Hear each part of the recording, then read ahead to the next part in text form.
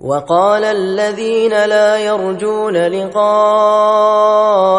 لولا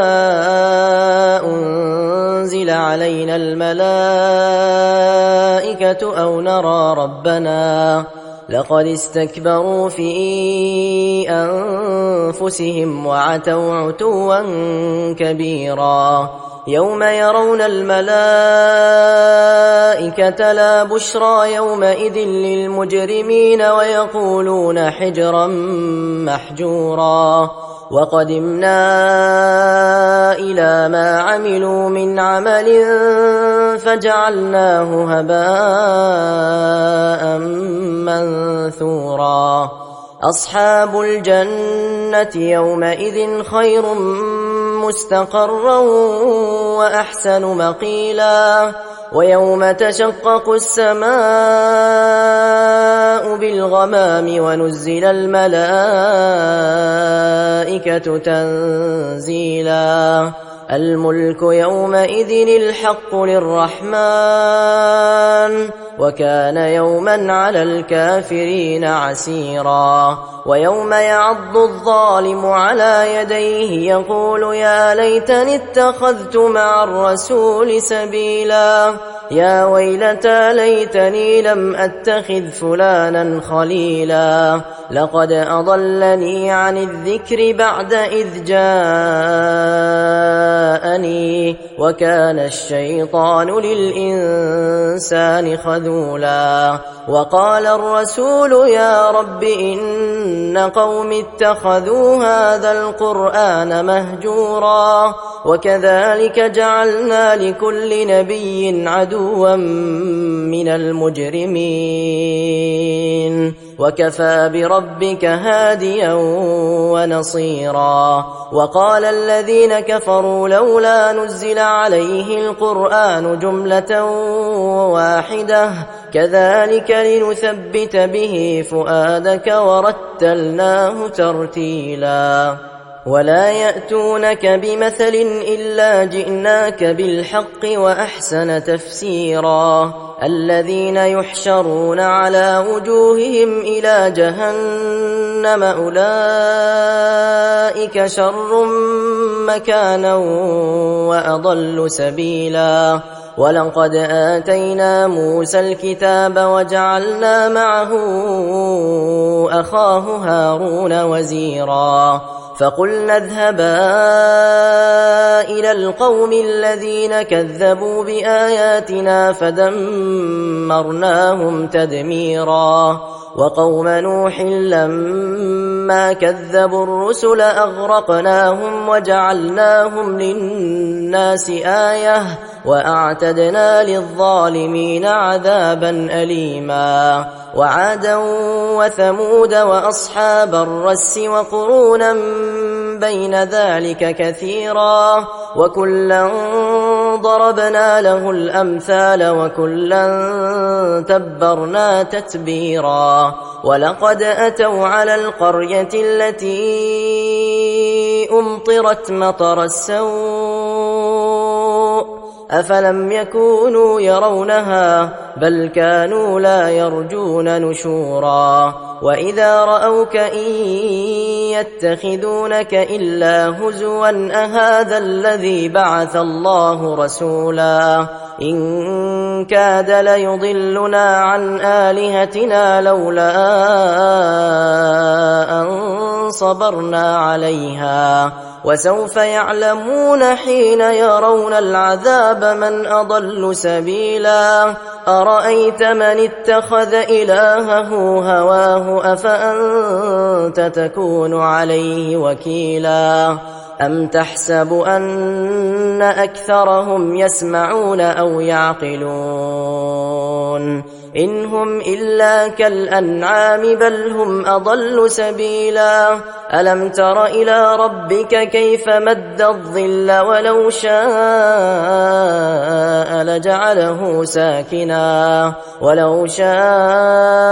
لجعله ساكنا ثم جعلنا الشمس عليه دليلا ثم قبضناه إلينا قبضا يسيرا وهو الذي جعل لكم الليل لباسا والنوم سباتا وجعل النهار نشورا وهو الذي أرسل الرياح بشرا بين يدي رحمته وأنزلنا من السماء ماء طهورا لنحيي به بلدة ميتا ونسقيه مما خلقنا أنعاما وأناسيا كثيرا ولقد صرفناه بينهم ليذكروا فأبى أكثر الناس إلا كفورا ولو شئنا لبعثنا في كل قرية نذيرا فلا تطع الكافرين وجاهدهم به جهادا كبيرا وهو الذي مرج البحرين هذا عذب فرات وهذا ملح أجاج وجعل بينهما برزخا وحجرا محجورا وهو الذي خلق من الماء بشرا فجعله نسبا وصهرا وكان ربك قديرا ويعبدون من دون الله ما لا ينفعهم ولا يضرهم وكان الكافر على ربه ظهيرا وما أرسلناك إلا مبشرا ونذيرا قل ما أسألكم عليه من أجر إلا من شاء أن يتخذ إلى ربه سبيلا وتوكل على الحي الذي لا يموت وسبح بحمده وكفى به بذنوب عباده خبيرا الذي خلق السماوات والأرض وما بينهما في 6 أيام ثم استوى على العرش الرحمن فاسأل به خبيرا وإذا قيل لهم اسجدوا للرحمن قالوا وما الرحمن أنسجد لما تأمرنا وزادهم نفورا تبارك الذي جعل في السماء بروجا وجعل فيها سراجا وقمرا منيرا وهو الذي جعل الليل والنهار خلفة لمن أراد أن يذكر أو أراد شكورا وعباد الرحمن الذين يمشون على الأرض هونا وإذا خاطبهم الجاهلون قالوا سلاما والذين يبيتون لربهم سجدا وقياما والذين يقولون ربنا اصرف عنا عذاب جهنم إن عذابها كان غراما إنها ساءت مستقرا ومقاما والذين إذا أنفقوا لم يسرفوا ولم يقتروا وكان بين ذلك قواما والذين لا يدعون مع الله إلها آخر ولا يقتلون النفس التي حرم الله إلا بالحق ولا يزنون ومن يفعل ذلك يلقى أثاما يضاعف له العذاب يوم القيامة ويخلد فيه مهانا إلا من تاب وآمن وعمل عملا صالحا فأولئك يبدل الله سيئاتهم حسنات وكان الله غفورا رحيما. ومن تاب وعمل صالحا فإنه يتوب إلى الله متابا. والذين لا يشهدون الزور وإذا مروا باللغو مروا كراما. والذين إذا ذكروا بآيات ربهم لم يخروا عليها صما وعميانا. والذين يقولون ربنا هب لنا من أزواجنا وذرياتنا قرة أعين وجعلنا للمتقين إماما. أولئك يجزون الغرفة بما صبروا ويلقون فيها تحية وسلاما خالدين فيها حسنت مستقرا ومقاما. قل ما يعبأ بكم ربي لولا دعاؤكم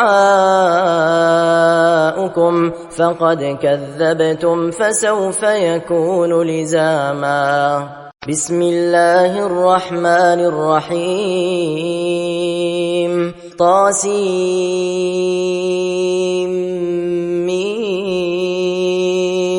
تلك آيات الكتاب المبين. لعلك باخع نفسك ألا يكونوا مؤمنين إن نشأ ننزل عليهم من السماء آية فظلت أعناقهم لها خاضعين. وما يأتيهم من ذكر من الرحمن محدث إلا كانوا عنه معرضين. فقد كذبوا فسيأتيهم أنباء ما كانوا به يستهزئون. أولم يروا إلى الأرض كم أنبتنا فيها من كل زوج كريم إن في ذلك لآية وما كان أكثرهم مؤمنين وإن ربك لهو العزيز الرحيم. وإذ نادى ربك موسى أن ائت القوم الظالمين قوم فرعون ألا يتقون قال رب إني أخاف أن يكذبون ويضيق صدري ولا ينطلق لساني فأرسل إلى هارون ولهم علي ذنب فأخاف أن يقتلون قال كلا فاذهبا بآياتنا إنا معكم مستمعون فأتيا فرعون فقولا إنا رسول رب العالمين أن أرسل معنا بني إسرائيل قال ألم نربك فينا وليدا ولبثت فينا من عمرك سنين وفعلت فعلتك التي فعلت وأنت من الكافرين قال فعلتها إذا وأنا من الضالين ففررت منكم لما خفتكم فوهب لي ربي حكما وجعلني من المرسلين وتلك نعمة تمنها علي أن عبدت بني إسرائيل قال فرعون وما رب العالمين قال رب السماوات والأرض وما بينهما إن كنتم موقنين قال لمن حوله ألا تستمعون قال ربكم ورب آبائكم الأولين قال إن رسولكم الذي أرسل إليكم لمجنون قال رب المشرق والمغرب وما بينهما إن كنتم تعقلون قال لئن اتخذت إلها غيري لأجعلنك من المسجونين قال أولو جئتك بشيء مبين قال فأت به إن كنت من الصادقين فألقى عصاه فإذا هي ثعبان مبين ونزع يده فإذا هي بيضاء للناظرين قال للملأ حوله إن هذا لساحر عليم يريد أن يخرجكم من أرضكم بسحره فماذا تأمرون قالوا أرجه وأخاه وابعث في المدائن حاشرين يأتوك بكل سحار عليم فجمع السحرة لميقات يوم معلوم وقيل للناس هل أنتم مجتمعون لعلنا نتبع السحرة إن كانوا هم الغالبين فلما جاء السحرة قالوا لفرعون أئن لنا لأجرا إن كنا نحن الغالبين قال نعم وإنكم إذا لمن المقربين قال لهم موسى ألقوا ما أنتم ملقون فألقوا حبالهم وعصيهم وقالوا بعزة فرعون إنا لنحن الغالبون فألقى موسى عصاه فإذا هي تلقف ما يأفكون فألقي السحرة ساجدين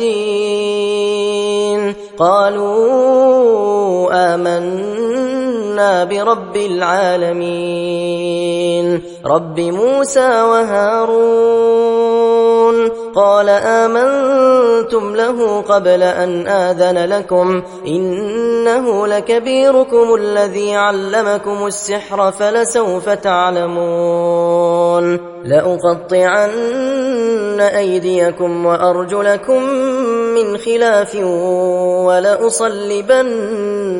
أجمعين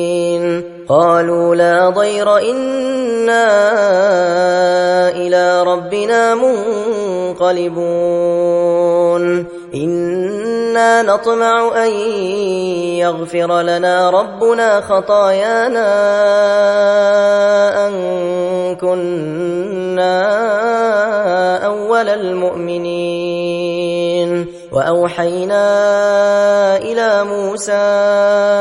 أن أسر بعبادي إنكم متبعون فأرسل فرعون في المدائن حاشرين إن هؤلاء لشرذمة قليلون وإنهم لنا لغائظون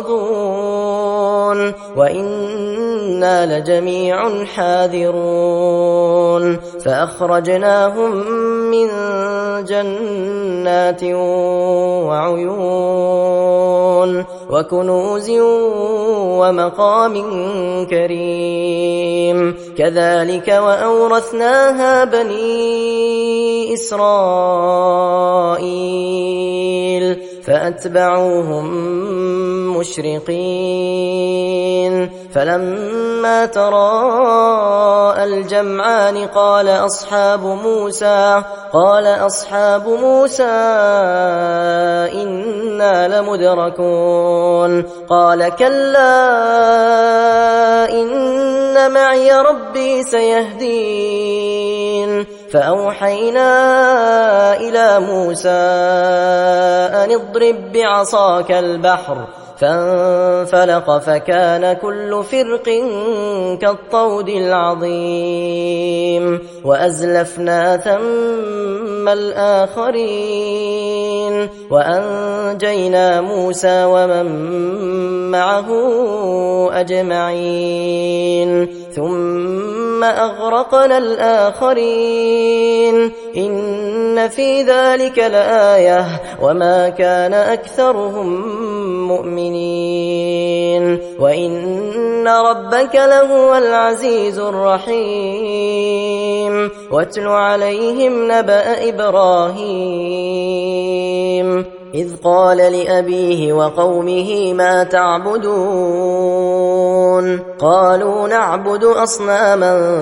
فنظل لها عاكفين قال هل يسمعونكم إذ تدعون أو ينفعونكم أو يضرون قالوا بل وجدنا آباءنا كذلك يفعلون قال أفرأيتم ما كنتم تعبدون أنتم وآباؤكم الأقدمون فإنهم عدو لي إلا رب العالمين الذي خلقني فهو يهدين والذي هو يطعمني ويسقين وإذا مرضت فهو يشفين والذي يميتني ثم يحيين والذي أطمع أن يغفر لي خطيئتي يوم الدين رب هب لي حكما وألحقني بالصالحين واجعل لي لسان صدق في الآخرين واجعلني من ورثة جنة النعيم واغفر لأبي إنه كان من الضالين ولا تخزني يوم يبعثون يوم لا ينفع مال ولا بنون إلا من أتى الله بقلب سليم وأزلفت الجنة للمتقين وبرزت الجحيم للغاوين وقيل لهم أين ما كنتم تعبدون من دون الله هل ينصرونكم أو ينتصرون فكبكبوا فيها هم والغاوون وجنود إبليس أجمعون قالوا وهم فيها يختصمون تالله إن كنا لفي ضلال مبين إذ نسويكم برب العالمين وما أضلنا إلا المجرمون فما لنا من شافعين ولا صديق حميم فلو أن لنا كرة فنكون من المؤمنين إن في ذلك لآية وما كان أكثرهم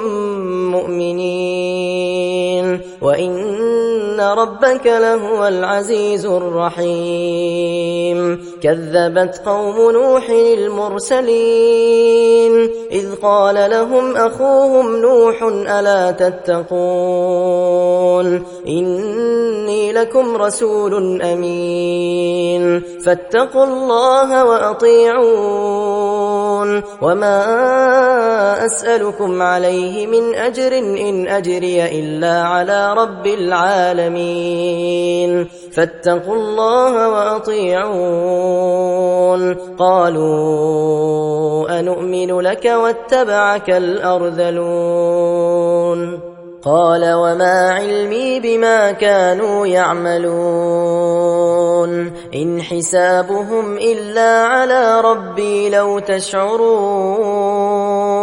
وما أنا بطارد المؤمنين إن أنا إلا نذير مبين قالوا لئن لم تنته يا نوح لتكونن من المرجومين قال رب إن قومي كذبون فافتح بيني وبينهم فتحا ونجني ومن معي من المؤمنين فأنجيناه ومن معه في الفلك المشحون ثم أغرقنا بعد الباقين إن في ذلك لآية وما كان أكثرهم مؤمنين وإن ربك لهو العزيز الرحيم كذبت عاد المرسلين إذ قال لهم أخوهم هود ألا تتقون إني لكم رسول أمين فاتقوا الله وأطيعون وما أسألكم عليه من أجر إن أجري إلا على رب العالمين أتبنون بكل ريع آية تعبثون وتتخذون مصانع لعلكم تخلدون وإذا بطشتم جبارين فاتقوا الله وأطيعون واتقوا الذي أمدكم بما تعلمون أمدكم بأنعام وبنين وجنات وعيون إني أخاف عليكم عذاب يوم عظيم قالوا سواء علينا أوعظت أم لم تكن من الواعظين إن هذا إلا خلق الأولين وما نحن بمعذبين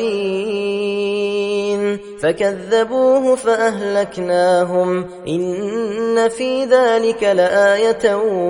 وما كان أكثرهم مؤمنين وإن ربك لهو العزيز الرحيم كذبت ثمود المرسلين إذ قال لهم أخوهم صالح ألا تتقون إني لكم رسول أمين فاتقوا الله وأطيعون وما أسألكم عليه من أجر إن أجري إلا على رب العالمين أتتركون فيما هاهنا آمنين في جنات وعيون وزروع ونخل طلعها هضيم وتنحتون من الجبال بيوتا فارهين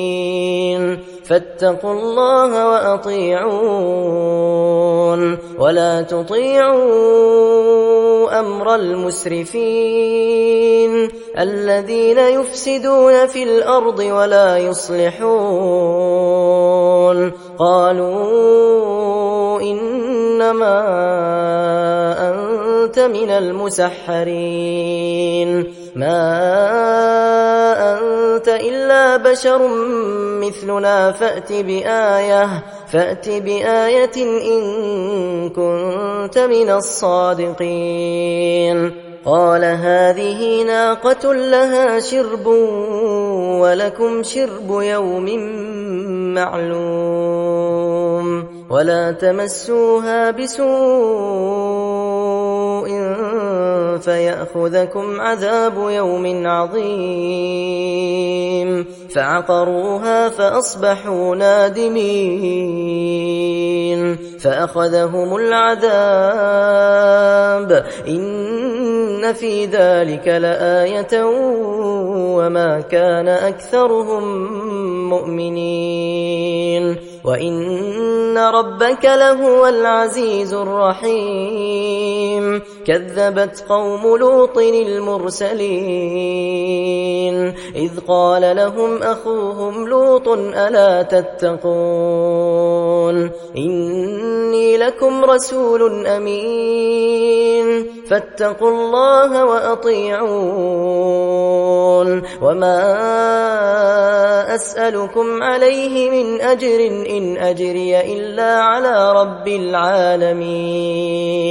أتأتون الذكران من العالمين وتذرون ما خلق لكم ربكم من أزواجكم بل أنتم قوم عادون قالوا لئن لم تنته يا لوط لتكونن من المخرجين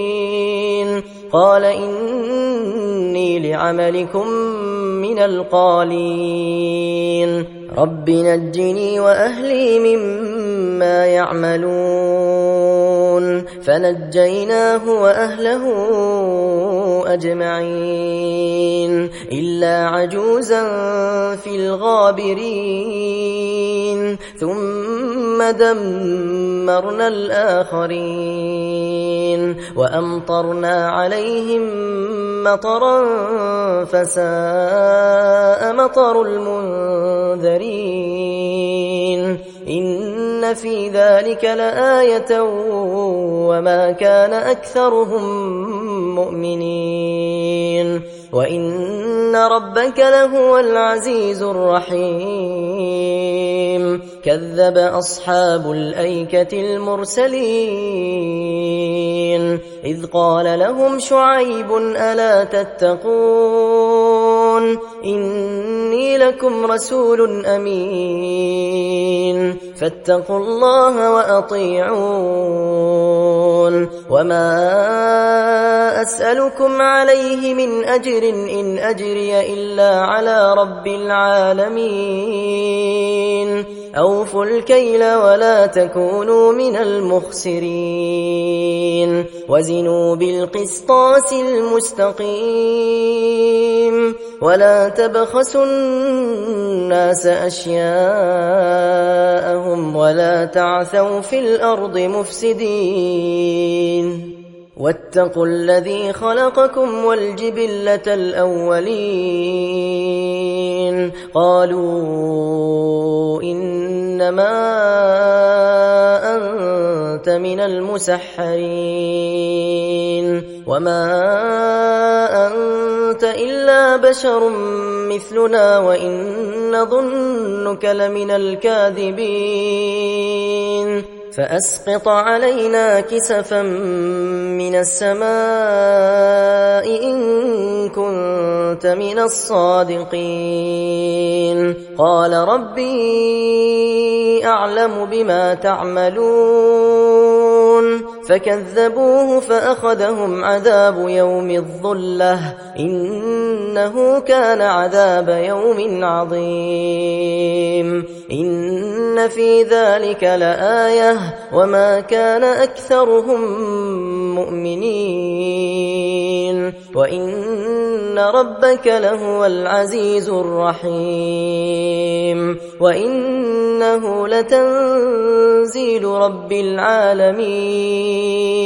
نزل به الروح الأمين على قلبك لتكون من المنذرين بلسان عربي مبين وإنه لفي زبر الأولين أولم يكن لهم آية أن يعلمه علماء بني إسرائيل ولو نزلناه على بعض الأعجمين فقرأه عليهم ما كانوا به مؤمنين كذلك سلكناه في قلوب المجرمين لا يؤمنون به حتى يروا العذاب الأليم فيأتيهم بغتة وهم لا يشعرون فيقولوا هل نحن منظرون أفبعذابنا يستعجلون أفرأيت إن متعناهم سنين ثم جاءهم ما كانوا يوعدون ما أغنى عنهم ما كانوا يمتعون وما أهلكنا من قرية إلا لها منذرون ذكرى وما كنا ظالمين وما تنزلت به الشياطين وما ينبغي لهم وما يستطيعون إنهم عن السمع لمعزولون فلا تدع مع الله إلها آخر فتكون من المعذبين وأنذر عشيرتك الأقربين واخفض جناحك لمن اتبعك من المؤمنين فإن عصوك فقل إني بريء مما تعملون وتوكل على العزيز الرحيم الذي يراك حين تقوم وتقلبك في الساجدين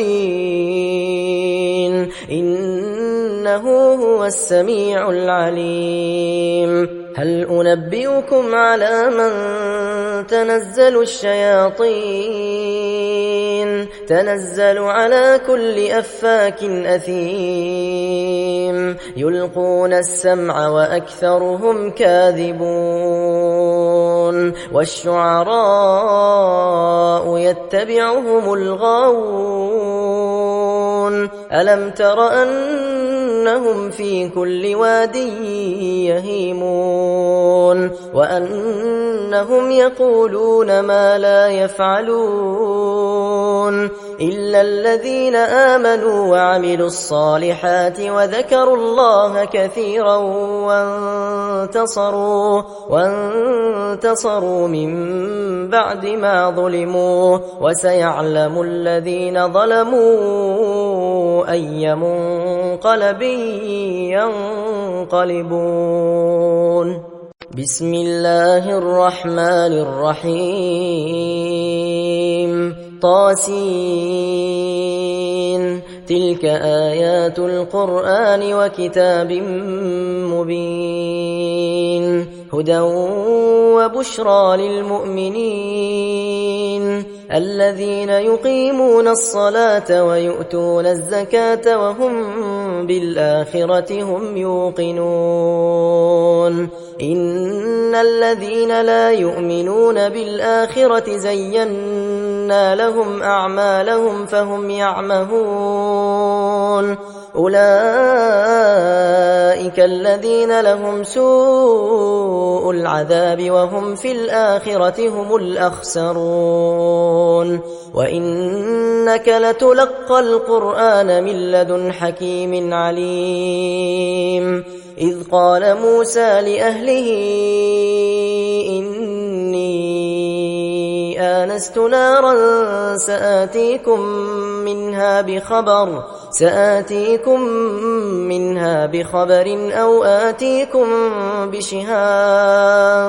أو آتيكم بشهاب قبس لعلكم تصطلون فلما جاءها نودي أن بورك من في النار ومن حولها وسبحان الله رب العالمين. يا موسى إنه أنا الله العزيز الحكيم. وألق عصاك، فلما رآها تهتز كأنها جان ولا مدبرا ولم يعقب. يا موسى لا تخف إني لا يخاف لدي المرسلون إلا من ظلم ثم بدل حسنا بعد سوء فإني غفور رحيم. وأدخل يدك في جيبك تخرج بيضاء من غير سوء في 9 آيات إلى فرعون وقومه إنهم كانوا قوما فاسقين. فلما جاءتهم آياتنا مبصرة قالوا هذا سحر مبين وجحدوا بها واستيقنتها أنفسهم ظلما وعلوا فانظر كيف كان عاقبة المفسدين. ولقد آتينا داود وسليمان علما وقال الحمد لله الذي فضلنا على كثير من عباده المؤمنين. وورث سليمان داود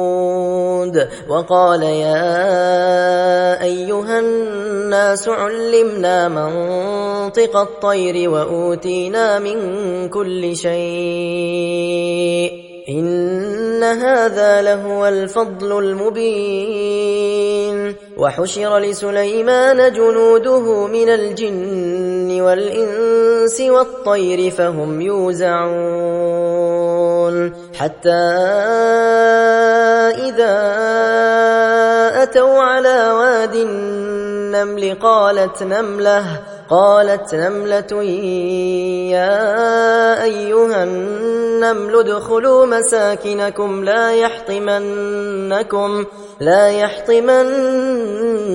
سليمان وجنوده وهم لا يشعرون. فتبسم ضاحكا من قولها وقال رب أوزعني أن أشكر نعمتك التي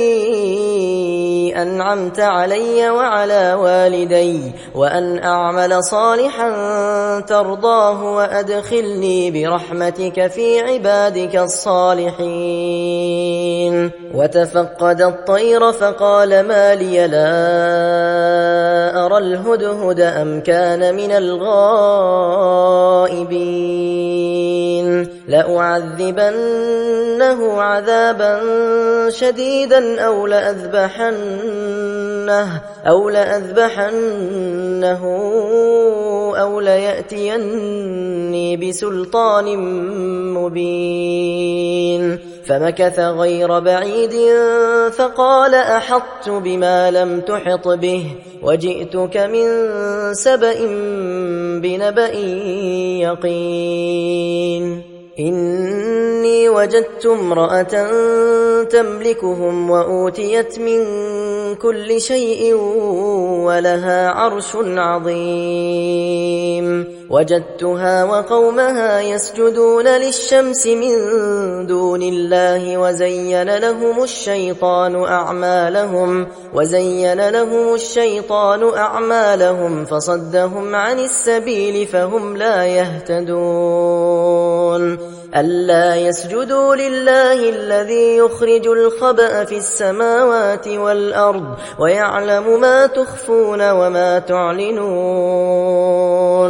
الله لا إله إلا هو رب العرش العظيم. قال سننظر أصدقت أم كنت من الكاذبين اذهب بكتابي هذا فألقه إليهم ثم تول عنهم فانظر ماذا يرجعون. قالت يا أيها الملأ إني ألقي إلي كتاب كريم إنه من سليمان وإنه بسم الله الرحمن الرحيم ألا تعلوا علي وأتوني مسلمين. قالت يا أيها الملأ أفتوني في أمري ما كنت قاطعة أمرا حتى تشهدون. قالوا نحن أولو قوة وأولو بأس شديد والأمر إليك فانظري ماذا تأمرين. قالت إن الملوك إذا دخلوا قرية أفسدوها وجعلوا أعزة أهلها أذلة وكذلك يفعلون. وإني مرسلة إليهم بهدية فناظرة بما يرجع المرسلون. فلما جاء سليمان قال أتمدونني بمال فما آتاني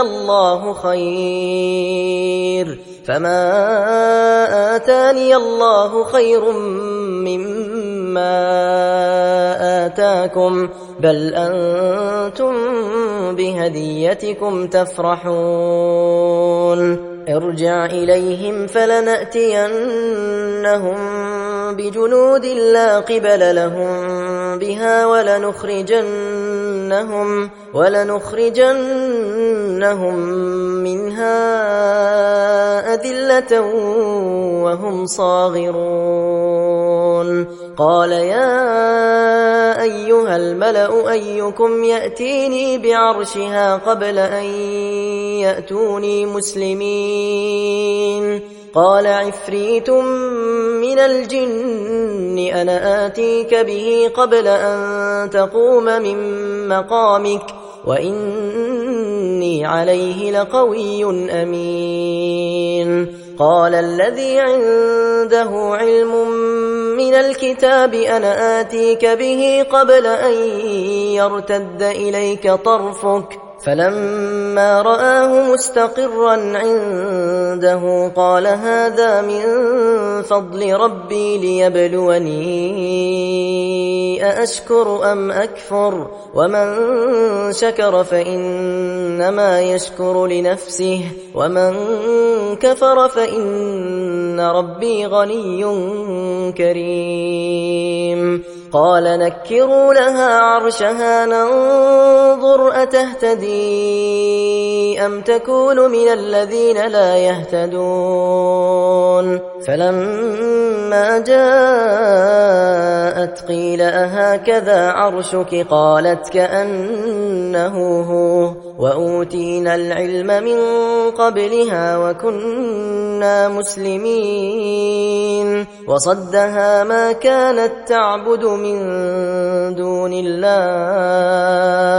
إنها كانت من قوم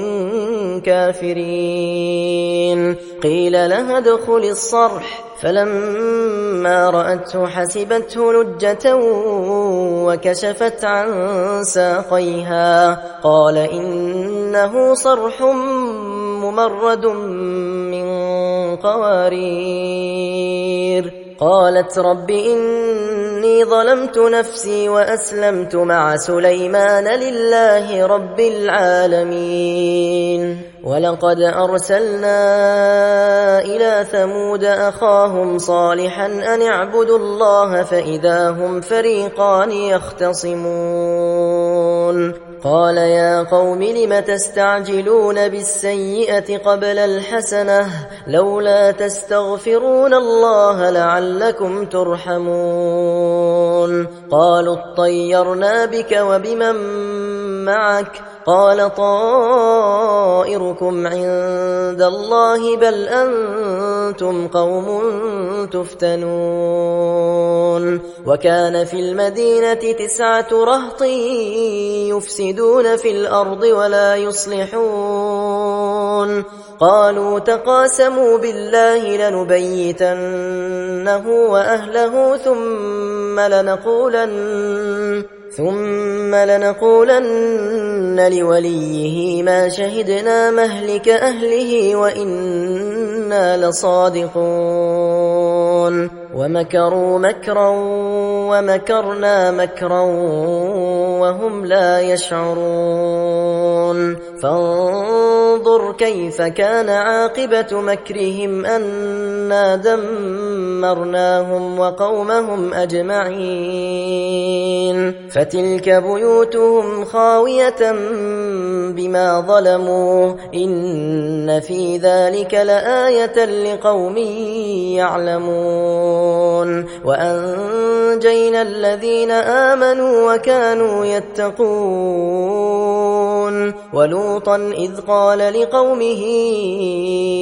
أتأتون الفاحشة وأنتم تبصرون أئنكم لتأتون الرجال شهوة من دون النساء بل أنتم قوم تجهلون. فما كان جواب قومه إلا أن قالوا أخرجوا